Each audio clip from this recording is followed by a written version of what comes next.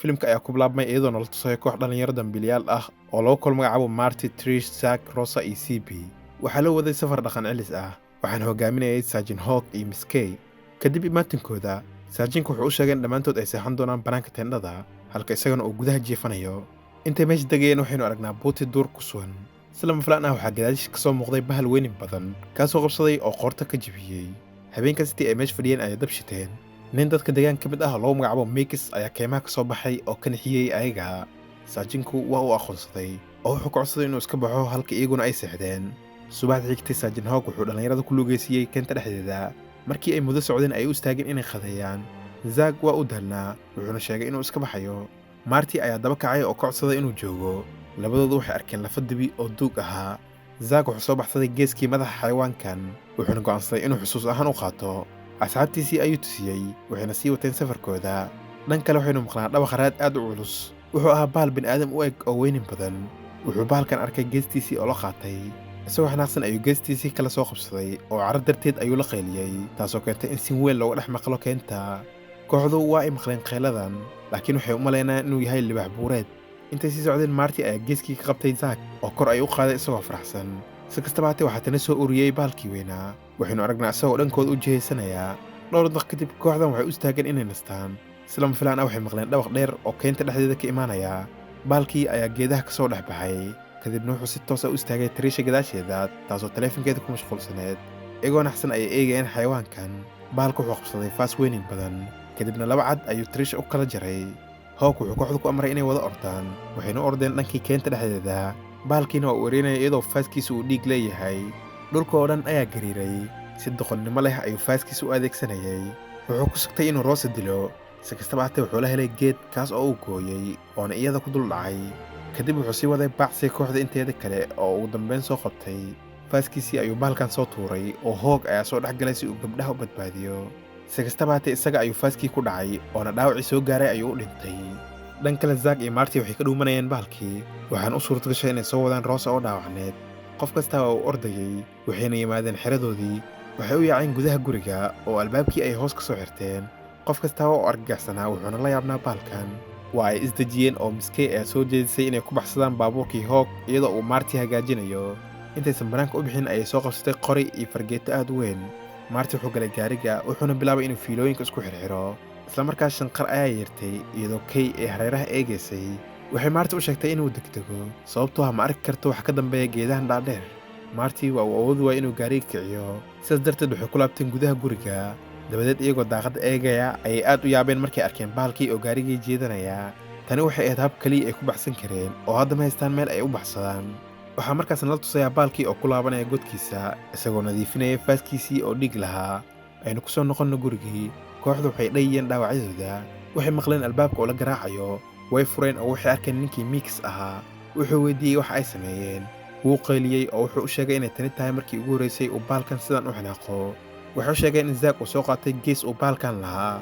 Mikis wuxuu ku wargeliyey inay qalad ahayd inuu tani sameeyo. Mikis ayaa markaas sheegay in bahalkan uu asalkiisu bini'aadam ahaa.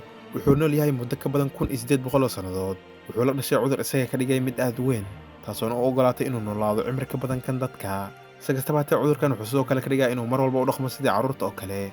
Waxaa markaas filimka nala tusayaa xasuus hore oo waxaynu aragnaa koox ugaarsata ah oo dhex socota Keen Barafeed. Waxay la kulmeen dibi buluug ah oo dhaawacnaa, kaasoo sidoo kale ah saaxiibkii u jeclaa bahalkan weyninka badan. Ugaarsatadan dibigii ayay toogteen oo ay dileen. Bahalkii weynaa ayaa arkay iyagoo ku casheynaya. Mikis wuxuu markaas sheegay in bahalkan uu dhammaan raggii xasuuqay, wuxuuna haraadigii dibiga dhigtay bannaanka godkiisa. Sannado badan ayuu sii weynaanayay oo si nabad ah ayuu ugu noolaa buuraha, ilaa markii dambe Zack uu soo xaday geeska haraadigii dibiga. Mikis ayaa sheegay in sida kaliya ay ku badbaadi karaan ay tahay in geeskii ay xadeen ay u celiyaan bahalka. Zack wuxuu markaas qabsaday geeskii oo wuxuu ku tuuray keenta, isagoo rajeynaya in bahalkii weynaa uu ka hari doono. Intii uu dib ugu laabanayay guriga ayaa geeskii laga soo daba tuuray oo waxaa loo jiitay dhankii keenta mugdiga ahayd. Gudaha qof kasta waa uu oonayay oo Mikis wuxuu sheegay in laga yaabo in bahalka uu hadda ammaan siiyo oo ayna subaxdii baxsan karaan. Maalintii xigtay Mikis wuxuu CB u sheegay in iyadu ay og tahay haweeney bahalkan qalbiga ka jebisay 100 sano ka hor. Wuxuu tusiyey sawir iyada shabaha. Mikis wuxuu sheegay inuu soo kaxinayo gaarigiisa si ay u baxsadaan. Dhan kale waxaynu aragnaa sarkaal kale oo boolis ah oo Tanner la yiraahdo, kaasoo keenta dhex lugeynayay. Dhab ahaantii isagu wuxuu ahaa CB aabaheeda oo wuxuu rabay inuu soo eego xeradii ay ku sugneed. wuxuu arkay meydkii Hawk iyo raadkii bahalka. Waa uu walwalay wuxuuna koray taawarkii isgaarsiinta si ay caawimaad ugu imaato, laakiin qofna ma aysan u jawaabin. Aynu dib ugu noqonno guriga. Kooxdii soo hartay iyagoo walacsan ayay sugayeen in Mix uu soo noqdo. Intay daaqada eegayeen ayay maqleen raad kale. Si lama filaan ah baalkii weynaa ayaa faaskiis ku dhuftay oo kasoo dhex bixiyey saqafka sare ee guriga. Wuxuu sii waday burburintiisa isagoo faaska isticmaalaya. Wuxuu dhagaxyo ku laadayay guriga. Kooxdan iyagoo cabsanaya ayay gudaha ku dhunteen. Baalkii ayaa kor yimid oo eegay dhammaantood. Gudaha ayuu gacantiisa geliyey, laakiin Marty ayaa fargeetadii ku muday. Tani waxba kama aysan tirin baalka, oo Rosa ayuu la soo baxay isagoo lugta ka qabanaya. Cabsi ayay la qeylisay kadibna u tuuray oo geedaha ayay ku dhex dhacday. Miskey waxay markaas qorigeeda ku riday baalkii oo wejiga ayay ku dhufatay. Marty wuxuu u tagay Rosa, balse waa ay naf baxday. Wuxuu si caro leh u eegay baalkii oo xanuunsanaya. Saddexdan qof ee soo hartay waxay isku dayeen inay baxsadaan, laakiin waxaa is hor istaagay baalkii oo damacsanaa inuu dilo.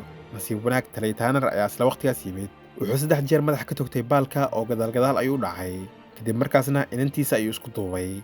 Marty wuxuu u malaynayaa inuu baalku dhintay, laakiin Tanner ayaa u sharxay inuu kaliya miir daboolmay oo ayna tahay inay meesha ka tagaan kahor inta uusan soo toosin.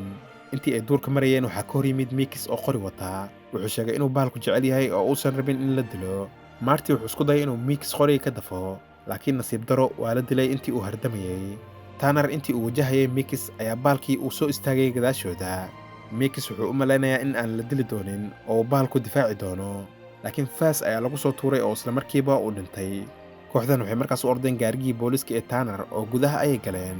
Tanner gadaal ayuu koray oo wuxuu isagoo qori wata eegayay in baalku uu soo socdo. Wuxuu arkay baalkii oo xawli u soo ordaya. Xabad ayuu ku riday oo baalkiina faaskiisa ayuu gaariga la gafay. Wuxuu ku dhawaaday inuu Tanner kala gooyo, laakiin nasiib wanaag wuxuu kaliya ku dhuftay dabada baabuurka. Markaas oo uu ka haray, laakiin si lama filaan ah ayuu ilbiriqsiyo gudaheed hortooda uga soo baxay. Wuxuu soo tuuray faaskiisa, laakiin Tanner waa uu gambiyey oo kaliya nalalka sare ee gaariga ayaa go'ay. Si kastaba ha ahaataba gaarigii kontaroolka ayuu lumiyey oo wuxuu ku dhacay geed. Tanner ayaa ka faniinay gaarigii oo waa uu wareeray. Waxay soo gaareen webi yar waxayna kor ka arkeen baalkii oo buurta saaran. Dabadeed waa uu soo degay. Waxayna kooxdan u careen biyo xireen u dhawaa iyadoo baalkiina uu daba ordayo. Waxay gaareen albaabkii oo Tanner ayaa xabad ku dhuftay qufulkii, laakiin uma uusan furmin. Waxay u muuqdeen kuwo quustay, laakiin si lama filaan ah dhowr gaari ayaa gadaashood yimid. Waxaa ka soo degay ugaarsato aad u hubaysnaa. Baalkii isagoo qaylinaya ayuu soo jeestay kadib markii qoryo lagu soo aadiyey. Wuu soo dhaqaaqay waxayna ku fureen wixii hub ay haysteen. Baalkan si xun ayaa loo galay waana uu adkaysan waayey, oo akhrkii wuxuu ka dhacay cirifka buundada. Biyihii hoose ayuu ku dhex qaraqmay, oo ugaarsatadiina farxad ayay la dabaaldegeen. Markaas Tanner wuxuu u mahadceliyey raggan. Ugu dambeyntiina filimka ayaa ku dhammaanaya dadkii dhami oo eegaya webiga, iyadoona baalkii weynaa uu dhintay. Subscribe sar kanaalkan si aad u hesho muuqaalo badan oo kan oo kale ah. Furo gambaleedka oo noo rableeg si aad u caawiso kanaalka. Waadna ku mahadsan tahay daawashadaada.